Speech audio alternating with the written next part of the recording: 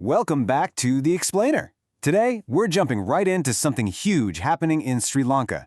We're talking about a plan to completely overhaul their entire education system from the ground up. This is a big deal, and it's set to reshape the future for millions of students. And here it is, the official goal. This isn't just some corporate jargon, it's a really powerful mission statement. It's the engine driving one of the biggest educational reforms in the country's entire history. And what's the bottom line? It's all about getting students ready for a world that, is changing faster than ever before. It's a bold vision, for sure. But the real question is, what does this massive reform actually look like in the classroom? So let's break it down. Let's see how this big idea translates into real, day-to-day changes for students, for teachers, for everyone involved. Okay, so this whole thing is built on a few key pillars. First, making what kids learn in school actually useful for getting a job. Second, building this idea of lifelong learning.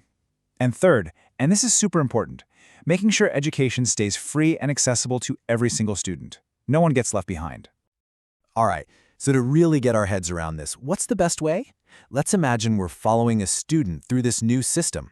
We're going to start right at the very beginning, on their first day of school, and see how their journey unfolds. For the little ones, grades 1 to 5, things are going to look totally different. Think less sitting at a desk memorizing facts and way more hands-on, activity-based learning. The goal is to make those early years way more engaging and, let's be honest, probably a lot more fun. Now, this is a game changer for the whole system. As students move into junior secondary, they hit what's called a modular and credit-based curriculum. It sounds complicated, but the Lego analogy is perfect. You complete one unit or module and you get a credit, like adding a block. You keep adding blocks and eventually you've built your qualification. So what does this look like in a typical term for a student in, say, grades 6 to 9? Well, it's basically split into 3 buckets. You've got your essential subjects, the core stuff like math and science. Then you've got further learning, which is awesome because it lets students pick extra modules to really dig into a subject they're passionate about. And finally, there are transversal skills, which are all about modern, real-world abilities like digital citizenship. Super practical. And this chart really paints the picture, doesn't it?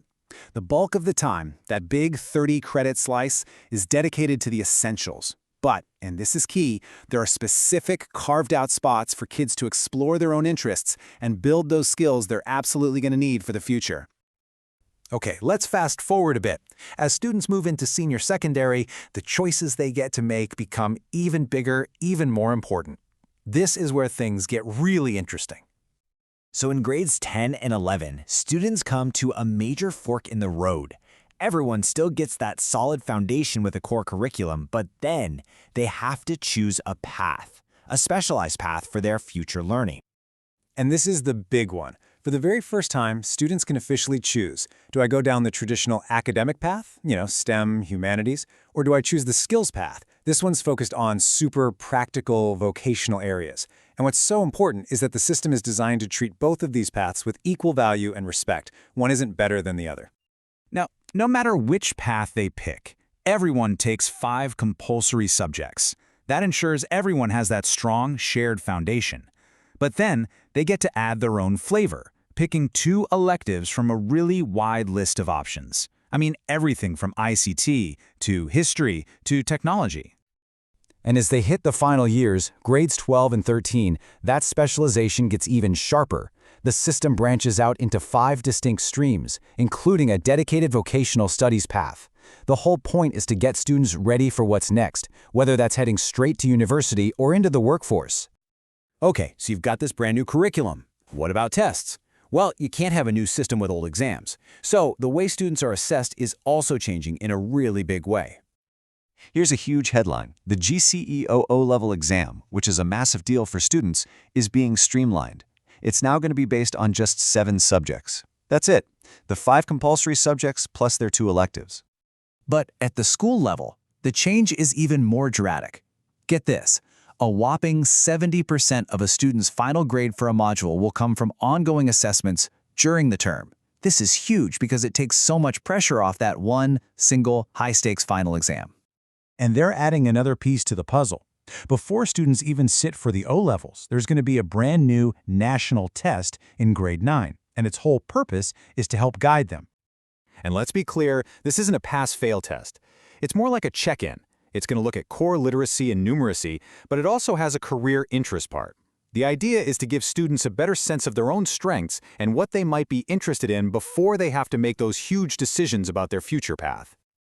Okay, so this all sounds great in theory, but I know what you're thinking. When is this actually happening? For all the parents, teachers, and students out there, this is the big question. Well, they're not flipping a switch overnight. It's a phased rollout. It all starts in 2026 with 2 groups, Grade 1 and Grade 6. Then, each year, the new system moves up with them. So in 2027, it'll be Grades 2 and 7, and so on. The first big milestone test, that new Grade 9 assessment, is slated for 2029. You can imagine, pulling something like this off is a massive undertaking. We're talking a huge public awareness campaign so everyone knows what's going on. We're talking training for literally every single principal and teacher. They have to create and print all new learning materials. It's a monumental effort. So, if there's one thing to take away from all this, it's this. Sri Lanka is moving away from a rigid, one-size-fits-all education model. The whole point is to build a system that's more flexible, more personalized, and more focused on real-world skills. A system that actually adapts to the student instead of forcing the student to adapt to the system.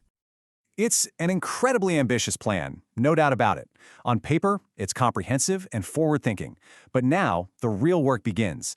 The entire country will be watching to see if this vision can be turned into reality in the classroom, and if it will truly deliver on that promise of creating a generation ready for whatever the 21st century throws at them.